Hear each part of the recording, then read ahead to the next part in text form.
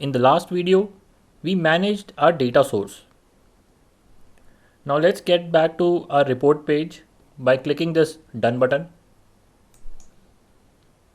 And let us start building our report. Just note that the aim of this tutorial is to tell you about all the features of Data Studio. So the report we will make may not be aesthetically most pleasing report. At the end of the course, I'll show you some examples of beautiful reports and dashboards, but for now, we'll focus on learning features only. So let's start. Let us first add a simple table which will show the country-wise count of total cases sorted in descending order. That is, country with most number of cases will be at the top. To do this, we will first click on this button titled Add a Chart. Here we have three types of tables. Let's add the first one, which is a simple table. When I do this, it asks me to place the table first in the report. When I place it by clicking on the report, it tries to fill it automatically using the first dimension variable, which is countries in this data set, and the first metric variable, which it has automatically judged to be the worldwide cases. Whenever we select a table or a chart on the report, we get the options for that element on the right side. So on the right, you can see that it is using our data source, COVID data sheet 1. We haven't given any date range dimension because we don't have any in our data set. We will see the use of this date range later in some other example.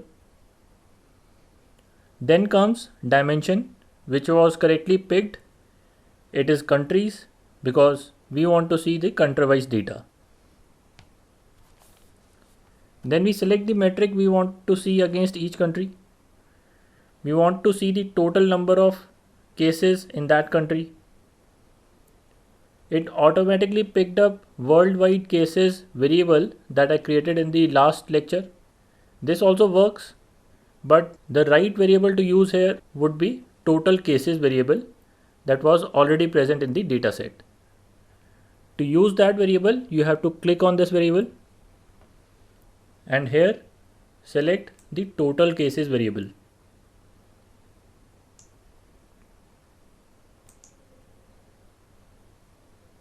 The table does not change because the previous variable was also doing the same thing, but this would be the right variable to use here.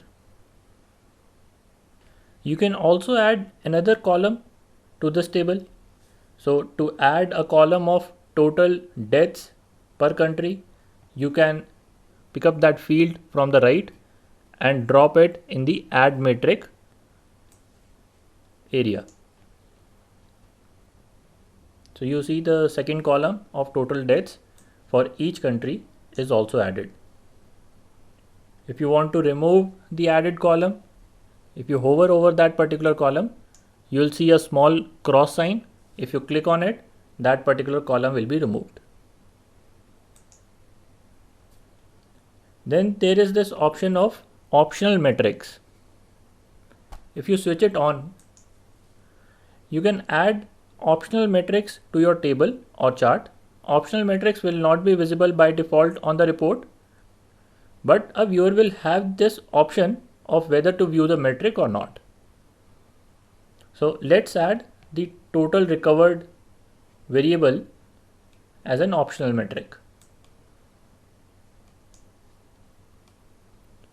I'll show you how a viewer can view this metric.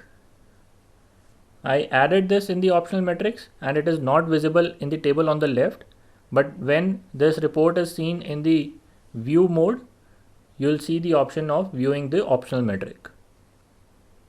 The next option is rows per page. On each page, currently it is showing 100 rows. So if you extend this table below, you will see the other rows. But since we want only the top 8 or 10 countries to be viewed on the first page, we'll reduce the rows per page from 100 to 10.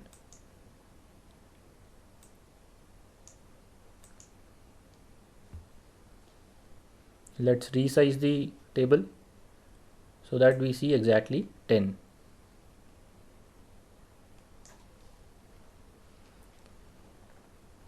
After this, we have the summary row.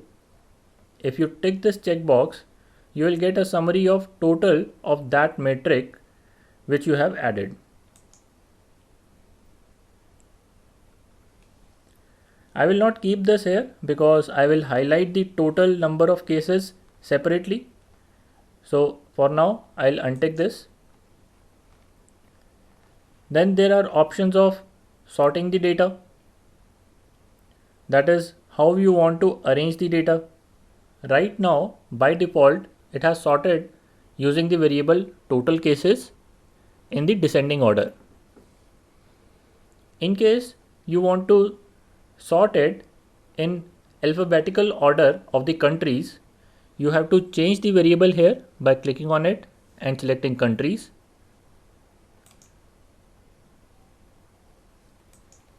And changing it to ascending. This way, your data will be sorted in alphabetical ascending order.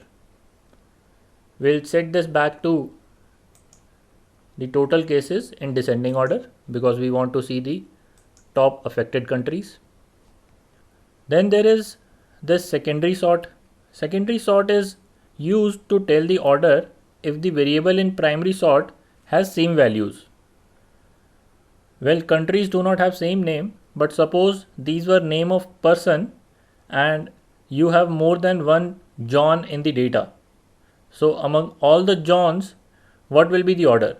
So that second rule to sort when the first rule did not work is given in the secondary sort. We don't need a secondary sort in this table. Default date range will be used if we have a date time variable, which will come in a later video. Then comes the option to filter data. If you have worked with tools like Excel or SQL, you know about it.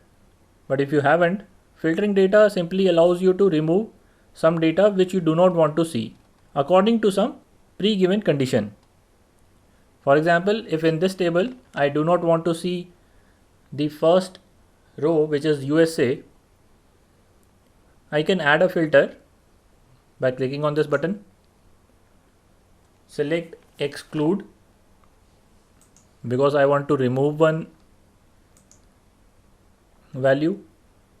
Basis a condition. Condition is that if the country is USA, so the condition is on the country variable and it country which is equal to USA.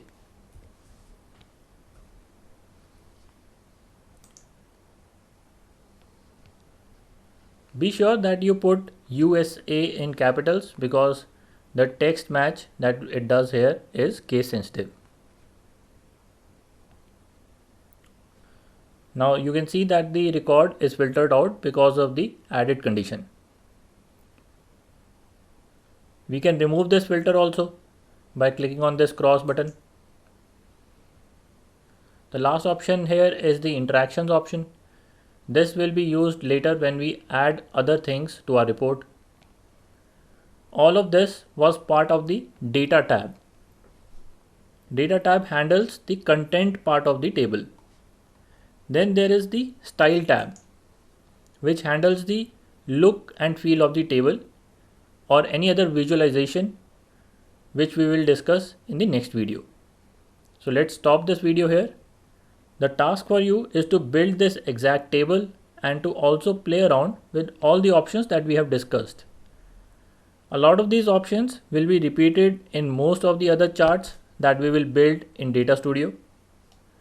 So don't get overwhelmed with them.